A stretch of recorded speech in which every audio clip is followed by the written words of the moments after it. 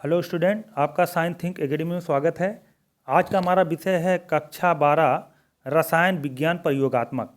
इसका मतलब केमिस्ट्री में जो वाइवा में क्वेश्चन पूछे जाते हैं, जो एग्जामर बाहर से आते हैं जो क्वेश्चन पूछते हैं, वो क्वेश्चन हमने करीब 27-28 क्वेश्चन यहाँ बहुत महत्वपूर्ण हमने दे दिया है और कुल मिला जुला के अक्सर इसी में से पूछा जाता है। तो आप इसको लास्ट तक अवश्य देखिए, बहुत इंपॉर्टेंट सवाल है। अगर आप इसको पढ़ के जाते हैं तो कोई भी ऐसा क्वेश्चन नहीं है दो एग्जाम की नज़र से ना हो।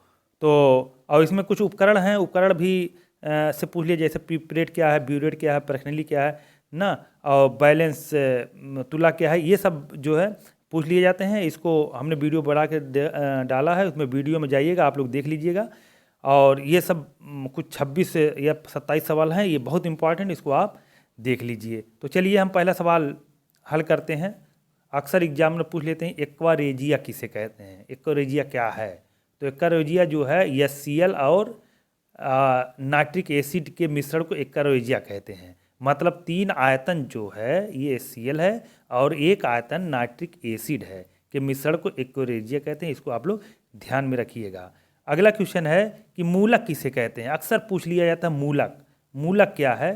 तो मूलक जो है कि यौगिक के रासायनिक संगठन में उपस्थित उस परमाणु या मूलक समूह को जो रासायनिक अपक्रिया में एक इकाई के समान भाग लेता है, मूलक कहलाते हैं। जैसे कॉपर सल्फेट है, कॉपर सल्फेट में 2 मूलक हैं, ये कॉपर आयन और सल्फेट आयन। ये कॉपर आयन और सल्फेट आयन को मूलक के नाम से जाना जाता है। अगला क्वेश्चन है कि संकर लवण किसे कहते हैं। सवाल पूछ लिया जाता है संकर लवण किसे कहते हैं। तो जिन लवणों के संगठन में संकर आयन उपस्थित होते हैं उसे संकर लवण कहते हैं। जैसे पोटेशियम फेरोसाइनेट, तो देखिए पोटेशियम फेरोसाइनेट मतलब हेक्सासाइनेट है, इसी को संकर लवण के नाम से जानेंगे। कभी कभी एग्जामिनर कहता है कि किसी एक संकर लवण का सूत्र बताओ, तो आप पोटेशियम फेरोसाइनेट बता सकते हैं। अगला है, अक्सर पूछा जाता है संकर आयन किसे कहते हैं। तो संकर आयन क्या है। तो देखिए वह आयन जिसमें केंद्रीय धातु परमाणु से इलेक्ट्रॉन युग्म दाता परमाणु या समूह उप सहसंयोजी बंधुओं द्वारा जुड़े होते हैं, संकर आयन कहलाते हैं। जैसे क्या है, आयरन आयन है और साइनाइड आयन, दोनों को जोड़ दिया जाए तो हेक्सासाइनोफेरेट आयन, इसी को संकर आयन कहते हैं। संकर आयन, इसी को संकर आयन कहते हैं। ये संकर आयन का एग्जाम्पल भी हो जाएगा, इसको आप लोग देख लीजिएगा। अगला क्वेश्चन है, ये बहुत इंपॉर्टेंट क्वेश्चन है कि सम आयन प्रभाव किसे कहते हैं। एग्जामिनर ये जरूर पूछता है सम आयन प्रभाव किसे कहते हैं। तो सम आयन प्रभाव की उपस्थिति में, सम आयन की उपस्थिति में दुर्बल विद्युत अपघट्ट की आयनों की मात्रा घट जाती है। सम आयन के इस प्रभाव को समायन प्रभाव कहते हैं। तो जैसे एसिटिक एसिड है, एसिटिक एसिड आयन की मात्रा सोडियम एसीटेट की उपस्थिति में घट जाती है, यह एसीटेट आयन है। यह एसीटेट जो है, ये एसीटेट सम आयन कहलाता है, CH3COO पे माइनस चार्ज, ठीक, इसी को सम आयन प्रभाव कहते हैं। अगला क्वेश्चन है कि HCl की उपस्थिति में हाइड्रोजन सल्फाइड की आयनन की मात्रा घट जाती है, क्यों। तो सम आयन प्रभाव, सम आयन प्रभाव के कारण ये हाइड्रोजन आयन सम आयन है। किसके कारण, सम आयन प्रभाव के कारण ये हाइड्रोजन आयन क्या, सम आयन है। अगला क्वेश्चन है कि किस विलयन की उपस्थिति में अमोनियम हाइड्रॉक्साइड की आयनन की मात्रा घट जाती है। तो अमोनियम लवण जैसे अमोनियम क्लोराइड की उपस्थिति के कारण अमोनियम आयन की मात्रा घट जाती है, सम आयन प्रभाव के अंदर के भी आएगा। अगला है विलेयता गुणनफल किसे कहते हैं। जरूर पूछा जाता है विलेयता गुणनफल। तो स्थिर ताप पर किसी अल्प विलेय लवण के समृद्ध विलयन में साम्यावस्था में उसके आयनों की सांद्रता का गुणनफल स्थिर होता है। इस गुणनफल को उस लवण का विलेयता गुणनफल कहते हैं। जैसे KSP = AY पॉजिटिव ब्रैकेट में फिर B X निगेटिव Y, ये इसी को क्या कहेंगे, विलेयता गुणनफल के नाम से जानेंगे। अगला क्वेश्चन है कि नेस्लर अभिकर्म किसे कहते हैं, इसका क्या प्रभाव है। तो पोटेशियम मर्क्यूरिक आयोडाइड के क्षारीय विलयन को नेस्लर अभिकर्मक कहते हैं। यह अभिकर्मक अमोनियम लवणों तथा अमोनियम के परीक्षण में प्रयुक्त की जाती है। मतलब अमोनियम लवण या अमोनियम के परीक्षण में प्रयुक्त की जाती है, इसी को नेस्लर अभिकर्मक के नाम से जानेंगे। अगला है अमोनियम मॉलिब्डेट का सूत्र। ये देखिए इंपॉर्टेंट है, सवाल पूछ ले जाते हैं। इसका सूत्र जो है NH4 का होल ट्वाइस MOO4 अमोनियम मॉलिब्डेट का सूत्र है। 11वां है चूने का पानी किसे कहते हैं? तो कैल्शियम हाइड्रोक्साइड के जलीय विलयन को चूने का पानी कहते हैं। अगला है कि धातु एसीटेट में जल की कुछ बूंदें डालकर रगड़ने पर सिरके जैसी गंध आती है, क्यों? क्योंकि धातु एसीटेट का जल अपघटन होने से एसिटिक अम्ल बनता है, जिससे सिरके जैसी गंध आती है। देखिए सोडियम एसीटेट है, पानी मिला दिए और ये सोडियम हाइड्रोक्साइड ये अलग हो गया और जो ये एसिटिक एसिड अलग हो गया, मतलब सिरका, इसलिए सिरके जैसी गंध आती है।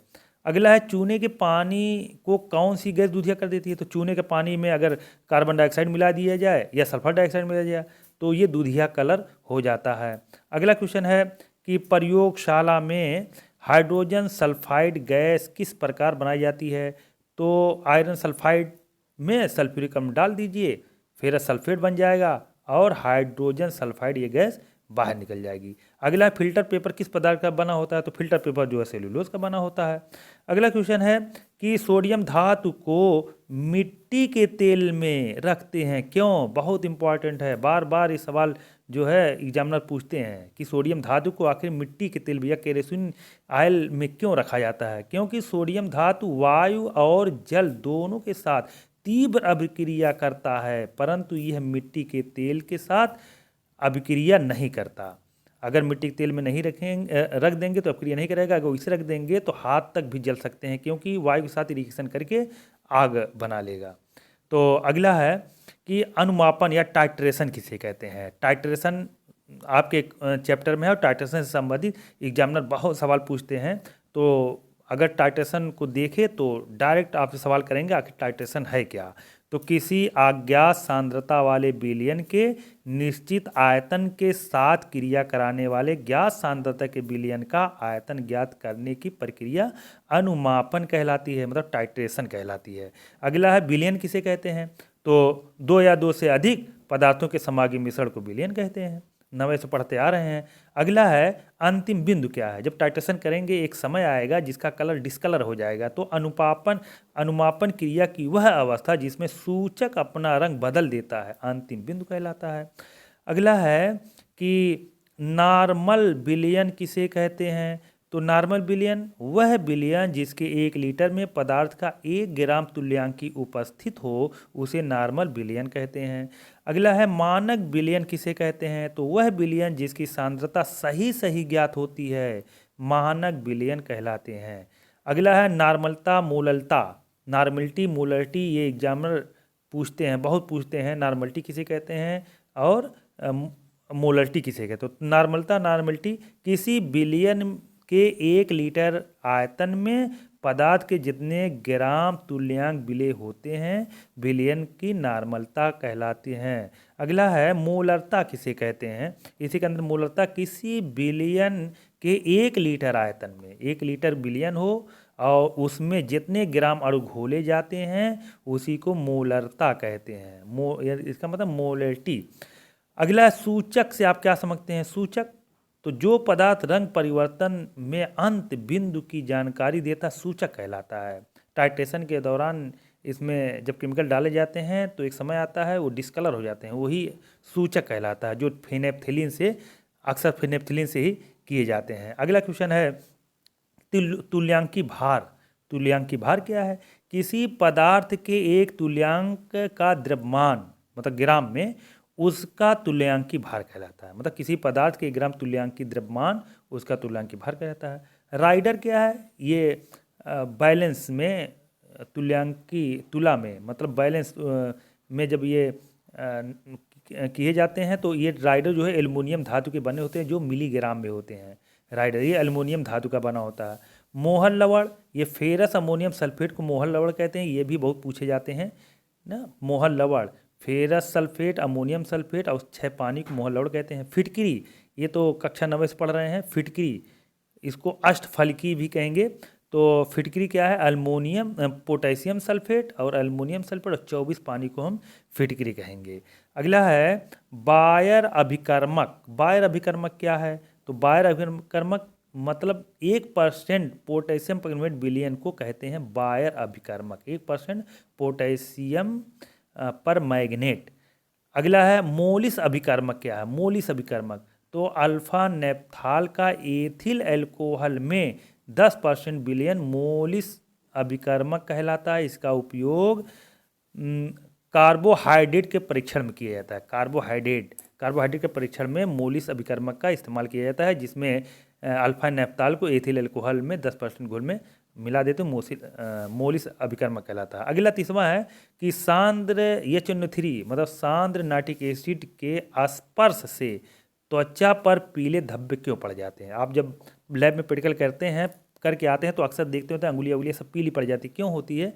क्योंकि ये प्रोटीन जो है सांद्र नाइट्रिक एसिड के साथ क्रिया करके पीला रंग देते हैं। इसी कारण त्वचा का रंग पीले धब्बे पड़ जाते हैं, त्वचा में पीले धब्बे पड़ जाते हैं। अगला है कि आयोडोफार्म परीक्षण क्या है? ये बहुत इंपॉर्टेंट है और ये लिखित में पूछे जाते हैं। आयोडोफार्म परीक्षण टिप्पणी लिखने के लिए भी आती है। तो देखिए हम बता दे रहे हैं, यदि एथिल एल्कोहल या एसीटोन को आयोडीन व कास्टिक सोडा के साथ उबालते हैं तो आयोडोफार्म के पीले क्रिस्टल प्राप्त होते हैं। तो एथिल एल्कोहल है, आयोडीन है और NaOH के साथ जब ये उबाला जाता है, रिएक्शन कराए जाते हैं तो आयोडोफार्म परीक्षण मतलब पीले क्रिस्टल प्राप्त होते हैं। तो CHI3 यही आयोडोफार्म है और पानी अलग और सोडियम ये जो है अलग हो जाते हैं। इसी को क्या कहेंगे? आयोडोफार्म परीक्षण कहेंगे। रिएक्शन लिख लीजिएगा, बहुत इंपॉर्टेंट है, ये लिखित में भी पूछे जाते हैं। अगला है कि प्रथम वर्ग का वर्ग अभिकर्मक HCl है, तनु HCl, और द्वितीय वर्ग का वर्ग अभिकर्मक कौन है? द्वितीय वर्ग में तनु HCl की उपस्थिति में हाइड्रोजन सल्फाइड है। ये जब प्रैक्टिकल कराए जाते हैं ना, प्रथम वर्ग, द्वितीय वर्ग, तृतीय वर्ग, चतुर्थ वर्ग, तो ये इस्तेमाल होते हैं। अगला है 34वां है चतुर्थ वर्ग के मूलक क्या है? चतुर्थ वर्ग में देखो जिंक आयन है, मैग्नीज आयन है, कोबाल्ट आयन है, निकिल आयन है। ये सब प्रैक्टिकल कराए गए होंगे। अगला है पंचम वर्ग का मूलक क्या है? तो barium ion, strontium ion, calcium ion.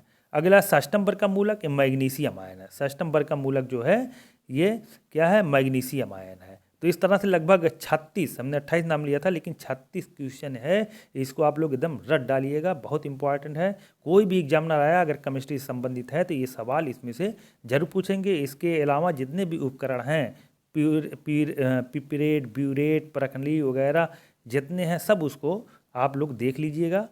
और अगर ये वीडियो अच्छी लगी हो, जो लोग सब्सक्राइब हैं, जो नए चैनल पे उसको सब्सक्राइब कर लें और लाइक शेयर अवश्य कर दें। Thank you.